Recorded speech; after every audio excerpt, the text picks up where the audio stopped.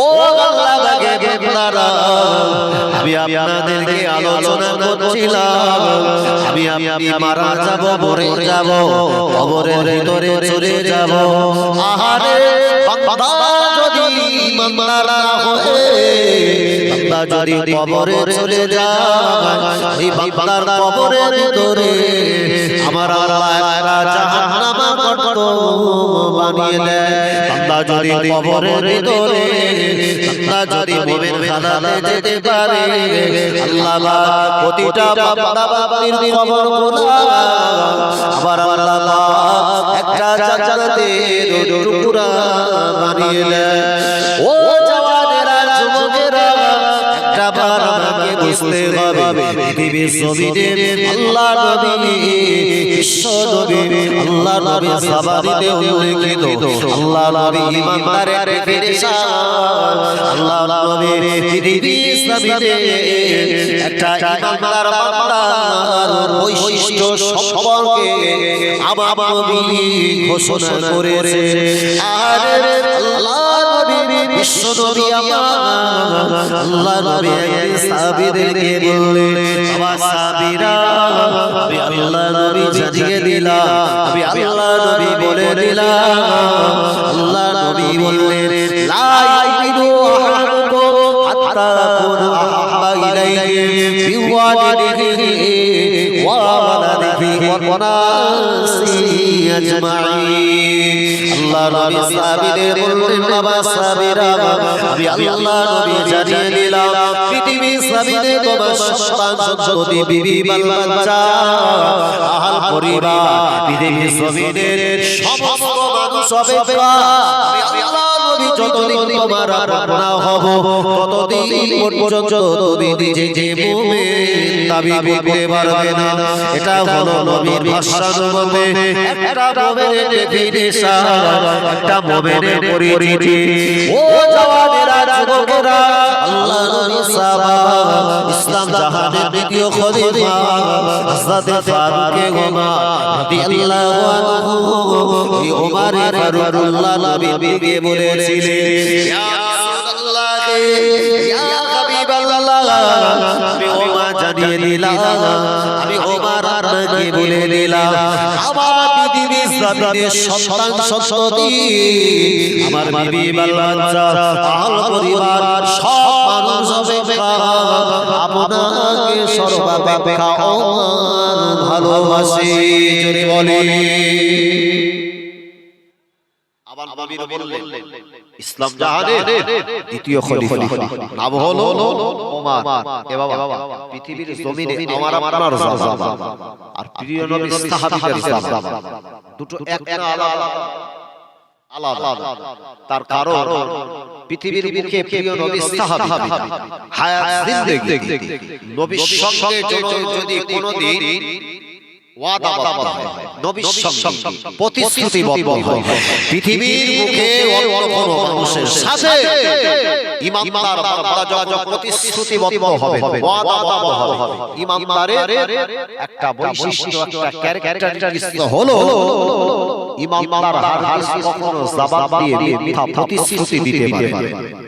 তার কারণ পৃথিবীর মুখে যারা প্রতিশ্রুতিবদ্ধ হয়, পৃথিবীর মুখে যারা ওয়াদাবদ্ধ হয়, এই ওয়াদা থেকে যারা ভঙ্গ করে, এদের ডেফিনিশন, এদের সংজ্ঞা, এদের বৈশিষ্ট্য, এরা হলো পৃথিবীর মুখে আমার নবী এদের পরিচিতি বলেছে, এরা হলো তারা যারা দুনিয়ার জিন্দেগিতে মানুষের সঙ্গে ওয়াদাবদ্ধ হয়ে ওয়াদা খেলাপ করে, এরা কখনো মুমিন নয়। আমার নবী বলেছে এটা হলো মুনাফিকের আলামত। কিসের আলামত? মুনাফিকের আলামত। আর রাসূল বললেন, আমার সাহাবীরা যাদের সম্পর্কে আমার নবী বলেছিলেন আসহাবী কামজুম, আমার নবী বিশ্ব নবী বলেছিলেন আমার সাহাবীরা হলো আসমানের বিদ্যমান যে সমস্ত তারকারাজি দেখা যায়, আমি আল্লাহর নবী ঘোষণা দিলাম আমার একজন সাহাবা ওই রকম আসমানের উপরে বিদ্যমান জ্যোতির্ময় যেমন তারা দেখা যায়, প্রত্যেকটা সাহাবার ক্যারেক্টার, বৈশিষ্ট্য, প্রত্যেকটা সাহাবার গুরুত্ব আসমানের তারকা সমতুল্য। একবার জোরে বলবেন না?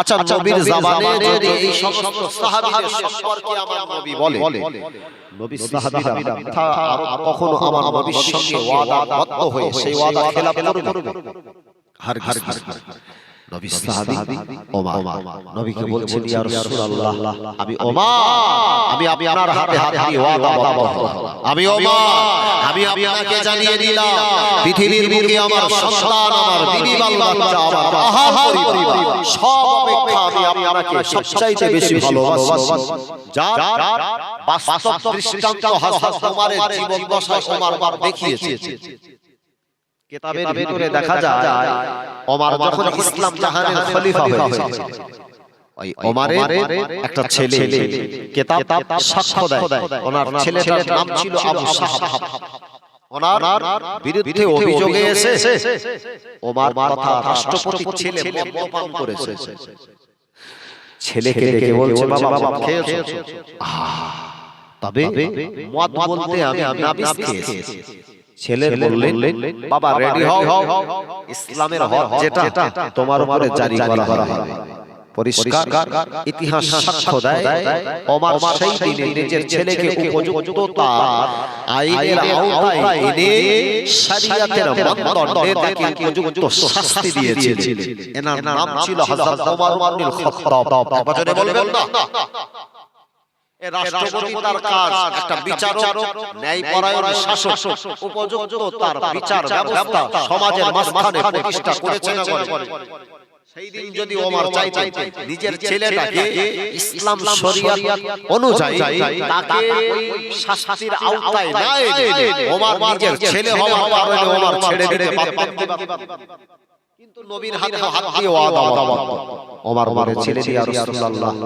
আমার সন্তান আমার আহল পরিবার আমার পৃথিবীর জমিনের সমস্ত মানুষ অপেক্ষা আপনাকে বেশি ভালোবাসে এখন যদি নবীর ভালোবাসা আমাদের ভিতরে বেশি থাকে ছেলে অপেক্ষা অর্থাৎ ছেলে চাইতে নবীর বেশি ভালোবাসে আর নবীর আদেশ মদ খেলে তাকে বেতের আঘাত হবে এখন ছেলে যদি নবী চাইতে বেশি আপন হয় তাহলে নিজেকে দূরে রাখবে বেতের আঘাত থেকে ছেলেকে বাঁচাতে কিন্তু ওয়াদাবদ্ধ হয়েছে তো আমার নবীর হাতে নবীকে বলেছেন ইসলাম শরিয়ত অনুযায়ী আমি আপনাকে সবচাইতে বেশি ভালোবাসি আইনের আওতায় এই ছেলেকে পৃথিবীর জমিনে উচিত শিক্ষা দিয়েছিলেন এনার নাম হচ্ছে হযরত ওমর ইবনে খাত্তাব রাদিয়াল্লাহু আনহু একবার জোরে বলে সুবহানাল্লাহ এটা হলো মুমিনের পরিচয় আল্লাহ নবী ওই দিনে আল্লাহ নবী হযরত ওমরকে ডেকে বলেছিলেন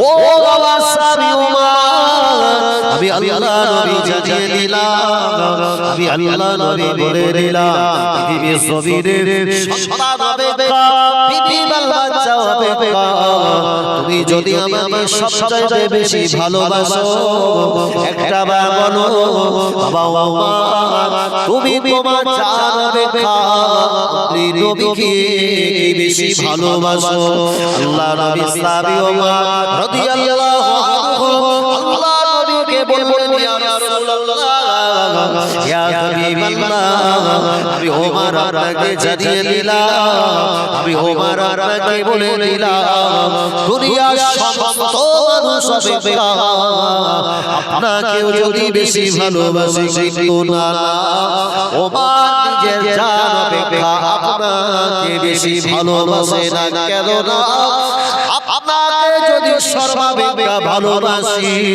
আপনি যেখানে যে অবস্থানে আপনি আমাকে ইসলামের জন্য কুরবান হতে বলবেন আমি ওমর সেই অবস্থাতে আমার জীবনটাকে কুরবান করতে পারবো না আল্লাহ নবী বললেন বাবা ওমর আমি আল্লাহ নবী জানিয়ে দিলাম আমি আল্লাহ নবী বলে দিলাম তুমি এখনো পৃথিবীর জমিনে খাঁটি মুমিন হতে পারোনি নবী সম্মুখে দাঁড়িয়ে বললেন হুজুর সন্তান বিবি বাচ্চা পৃথিবীর সমস্ত মানুষ অপেক্ষা আমি আপনার বেশি ভালোবাসি তবে আমি নিজের জান এটা চাইতে বেশি আপনাকে ভালোবাসি। তার কারণ পৃথিবীর বুকের যারা বাঙালি শ্রেণীর মানুষ আমরা সদা সর্বদা একটা বাঙালি প্রবাদ বাক্য ব্যবহার করি। আমরা বলে থাকি নিজে যদি বাঁচি তারপরে কার নাম হয় বাপের নাম। ইমানদার এখানে টেস্ট হবে। নবী সাহাবী ওমর বললেন, হুজুর আমার জানই যদি কুরবান হয়ে যায়, আমার জান এর পরে যদি কাউকে ভালোবাসি সেটা হলেন আপনি। নবী বললেন, বাবা ওমর তুমি এখনো খাঁটি মুমিন। এখন ওমর যদি এই কথা শুনে যে ওমর এখনো খাঁটি মুসলমান নয়, এবার ওমর শান্ত থাকবে বলে মনে হয়? ওমর কি আবার সেই রকম ঈমানদার যে ওমর ব্যক্তি জীবন দশায় উনি কখনো শুনবেন ওমর খাঁটি ঈমানদার হতে পারে, ওমর কখনো এটাকে ঠাট্টা মেজাজে মেনে নিতে পারে না। আল্লাহ নবী সাহাবী ওমর রাদিয়াল্লাহু আনহু আল্লাহ নবীর কাছ থেকে বিদায় নেওয়ার পরে আল্লাহ নবী সাহাবী ওমর রাদিয়াল্লাহু আনহু ওখান থেকে চলে গেল। ওখান থেকে বাড়িতে রওনা হলেন। আল্লাহ নবী বললেন, ও বাবা ওমর এখনো তুমি খাঁটি ঈমানদার নও। আল্লাহ নবী সাহাবী ওমর রাদিয়াল্লাহু আনহু বাড়িতে যাওয়ার পরে আল্লাহ নবীর কথাটা বারবার অন্তরের ভিতরে উপলব্ধি করতে লেগেছে, আমি ওমর পৃথিবীর জমিনে এখনো খাঁটি ঈমানদার হতে পারি না, আমি ওমর এখনো খাঁটি মুসলমান হতে পারি না। আল্লাহ নবী সাল্লাল্লাহু এই কথাটা তিনি মেনে নিতে পারে না। কেন না? ওমর জানতে আমি যদি খাঁটি মুমিন না হয়ে কবরে যাই, কবর কিন্তু আমার সঙ্গে ভালো ব্যবহার করবে না। যে কারণে আল্লাহ নবী সাহাবী ওমর রাদিয়াল্লাহু আনহু কিছুটা সময় অতিবাহিত হবার পরে আস্তে আস্তে গুটি পায়ে আল্লাহ নবীর নিকটে চলে গেল। আল্লাহ নবী বিশ্ব নবীর কদমটা জড়িয়ে ধরে আল্লাহ নবী সাহাবী ওমর আমার নবীর নিকটে এসে আল্লাহ নবীকে সালাম দিতে লাগলেন, ইয়া রাসূলুল্লাহ, ইয়া হাবিবাল্লাহ, হুজুর আমি ওমর আপনার কাছে চলে গেলাম, হুজুর আমি আপনাকে জানিয়ে দিলাম, হুজুর আমি আপনার সঙ্গে এবার ওয়াদাবদ্ধ হতে চাই।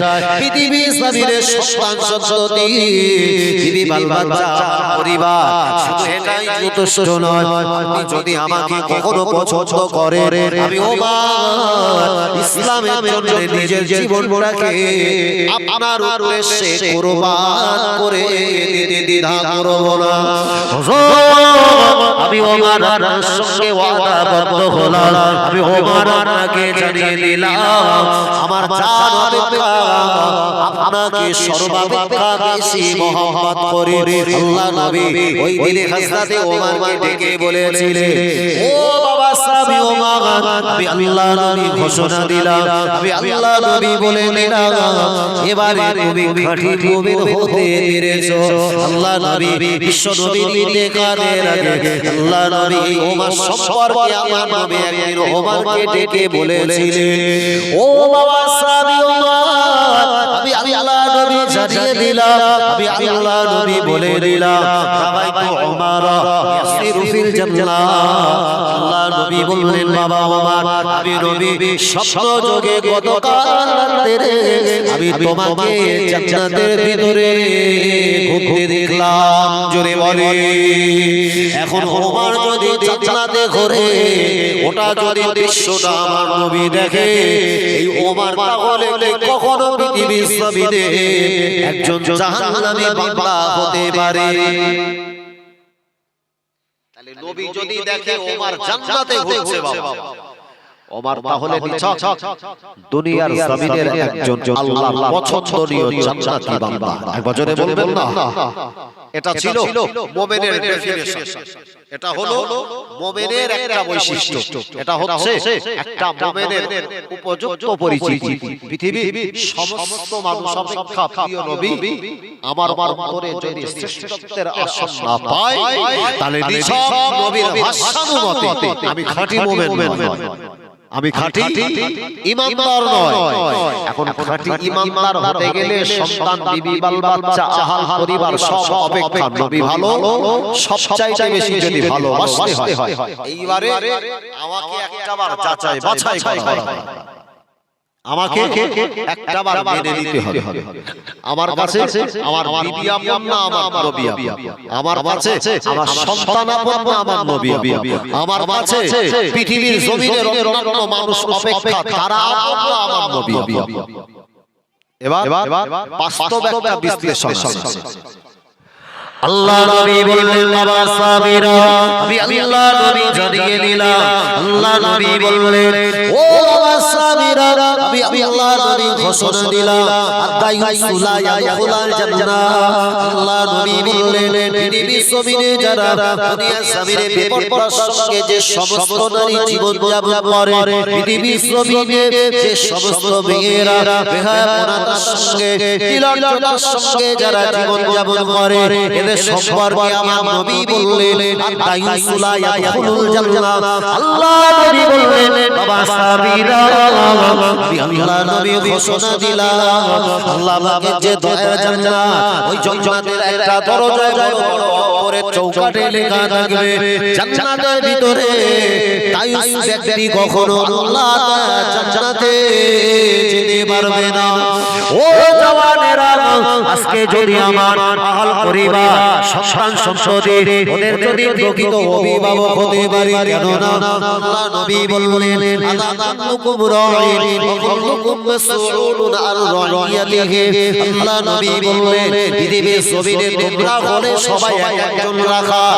আল্লাহ নবী এই সমস্ত পৃথিবীর জমিনের আল্লাহ পাকের দুনিয়া জমিনের মনুষ্য জাতিকে আল্লাহ নবী পরিষ্কার ঘোষণা দিলেন আলা ওগো জগৎবাসী সাবধান হয়ে যাও, অকুল্লুকুম মাসউলুন আন রাইয়াতিহি। পৃথিবীর জমিনে তোমরা হলে একজন রাখাল, আর তোমার রাখালিত্বের ব্যাপারে আল্লাহ পাকের দরবারে তোমাকে জবাব দিতে হবে। ও জওয়ানেরা, যুবকেরা, আল্লাহ নবী দুনিয়ার জমিনে আমার আপনার পরিচিতি, আমার নবী আমার আপনার সম্পর্কে আমার নবী পরিচিতি ব্যক্ত করেছেন। আল্লাহ নবীর ভাষার মতে পৃথিবীর জমিনের সমস্ত মানুষগুলা এরা হলো একজন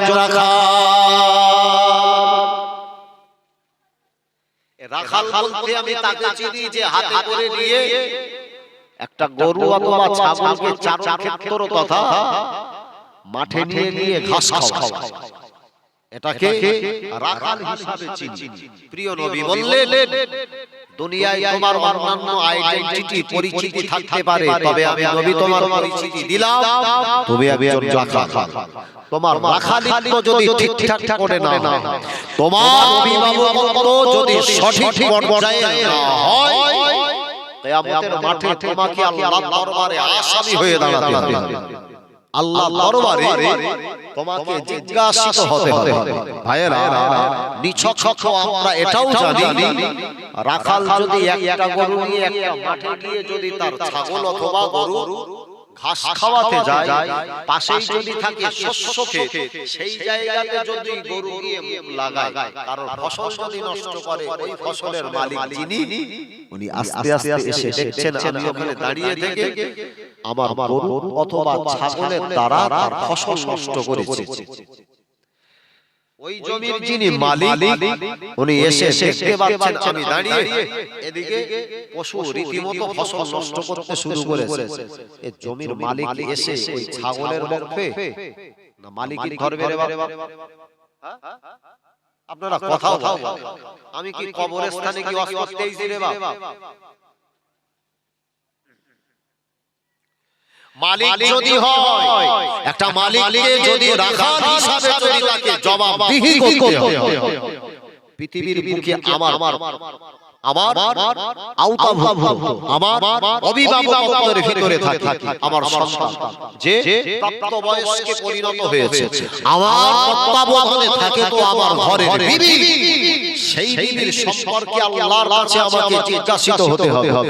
বিবিকে কোন রাস্তায় পরিচালিত করেছিলাম, আমার বিবিটাকে বেপরোয়া হালাতে রেখেছি, না আমার ওই বিবিটাকে পরপরা নসিব মারিয়েছি।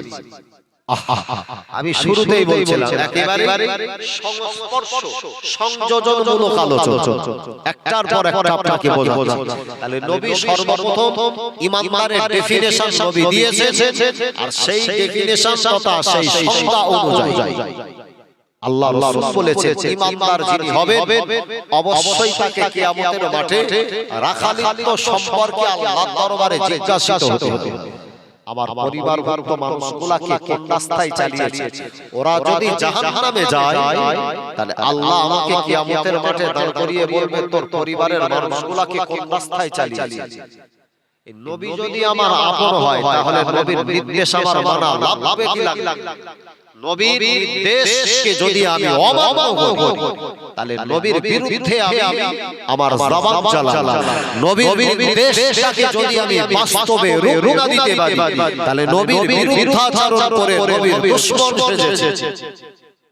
প্রিয় ভাই, তাহলে নিছক পৃথিবীর মুখে আমার পরিচিতি হলো আমি একজন রাখাল, আমার রাখালিত্ব ঠিকঠাক ভাবে হচ্ছে কিনা একটাবার আমাকে যাচাই বাছাই করতে হবে।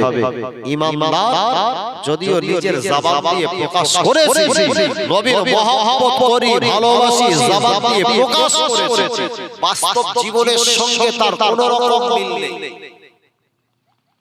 নবী যেগুলো করতে বলেছেন সেই সমস্ত কাজগুলো আমার জীবন থেকে আমি বেশি বেশি অর্জন করেছি। আল্লাহ নবী বললেন বাবা সাবিরা, ও বাবা সাবিরা, আমি আল্লাহ নবী জানিয়ে দিলাম, আমি আল্লাহ নবী বলে দিলাম পৃথিবীর জমিনে যারা মুমিন বান্দা, পৃথিবীর জমিনে যারা আল্লাহর ইমানদার বান্দা হবে ওই সমস্ত বান্দা বান্দীগুলোকে আমার আল্লাহ পাক ওদেরকে কিয়ামতের দিন আমার আল্লাহ জিজ্ঞাসা করবে, ও জওয়ানেরা যদি আমার রাখালিত্ব যদি সঠিক পর্যায়ে না হয়, আমার সন্তানগুলোকে দুনিয়ার জমিনে যদি নাপাক কাজের সঙ্গে যুক্ত করে নেন, সন্তানগুলো যদি বিভিন্ন দেবদেবীর পূজা অর্চনাতে অংশগ্রহণ করে, এই সমস্ত অভিভাবকগুলোকে আল্লাহ পাকের দরবারে তাকে জবাব দেওয়া লাগবে। ও জওয়ানেরা, ও যুবকেরা, আমার সমাজে এক শ্রেণীর মানুষ বেরিয়েছে যারা বিভিন্ন সার্বজনীন উৎসব বলে সমাজে আমার মুসলমানের শিরকের সঙ্গে যুক্ত করিয়েছে, অনেক মুসলমানকে শিক্ষার আঙিনাতে ফেলে বিভিন্ন পূজা অর্চনার অংশীদার আমাকে করতে বাধ্য করিয়েছে।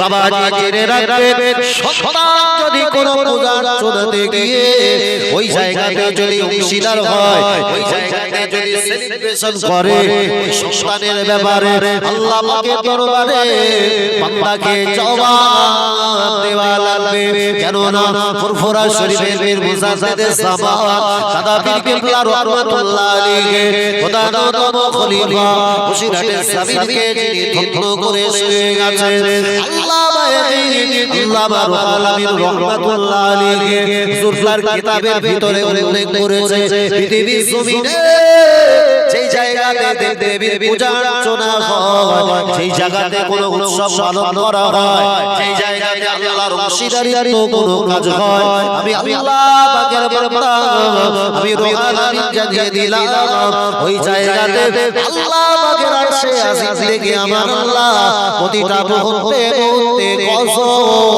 নাযিল করে দেয়।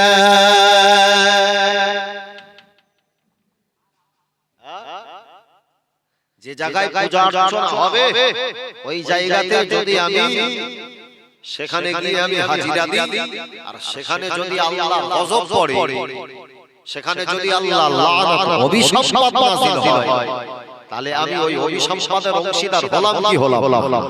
দেখবেন একদিন দুদিনের মাথায়, এক থেকে দুদিনের মাথায় গায়ের কম অমুসলিম ভাই একটা নির্দিষ্ট পূজা রয়েছে, তাকে কেন্দ্র করে মুসলমান ঘরে বিশেষত এই সরস্বতী পূজা, আর বিশেষত আগামীকাল 14ই ফেব্রুয়ারি নামেও পৃথিবীর বুকে একটা নোংরা দিবস পালিত হয়। গোটা বিশ্বের বুকে 14ই ফেব্রুয়ারিকে উদ্দেশ্য করে গোটা বিশ্বের বুকে একটা ভালোবাসা দিবস সেলিব্রেশন হয়, যেখানে একটা নারী এবং পুরুষ এক জায়গায় সম্মিলিত হয়ে ভালোবাসা আদান প্রদান করে। এই ইসলাম শরিয়াতের উসুল হলো পৃথিবীর বুকে যখন কোনো একটা পুরুষ একটা নারী নির্জন জায়গাতে অবস্থান করে, ওই জায়গাতে তাদের দুজনের মাঝখানে আরেকজনকে আল্লাহ উপস্থিত করে দেন এক কথায়, সেখানে আরেকজন উপস্থিত থাকে। ওকে চেনেন? ইবলিস। তাহলে আমার ঘরের কচি যদি সেই জায়গায় বসে ভালোবাসা সেলিব্রেশন করতে যায়, ওর মাঝখানে ইবলিস বসে থাকবে, ওর মাঝখানে কুমন্ত্রণা দেবে কি দেবে না? সমাজ কোন রসাতলে গেল, সমাজ কোন জায়গাতে পৌঁছে গেল। আমার মুসলমান ঘরের ছেলে এদের লজ্জা শরম করে কিছু নাই, যার কারণে গায়ের কম অমুসলিমের বিভিন্ন আচার অনুষ্ঠানে তারা রীতিমতো সেলিব্রেশন এর আইডেন্টিটি এর পরিচিতি ভুলেছে, যার কারণে এর উপরে জালিম বাদশা পাঠিয়ে আল্লাহ এদেরকে দিকে দিকে শায়েস্তা করছে।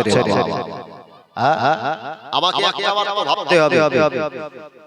আল্লাহ নবী বললেন, ও সাহাবীরা, আমি আল্লাহ নবী জানিয়ে দিলাম, আমি আল্লাহ নবী বলে দিলাম।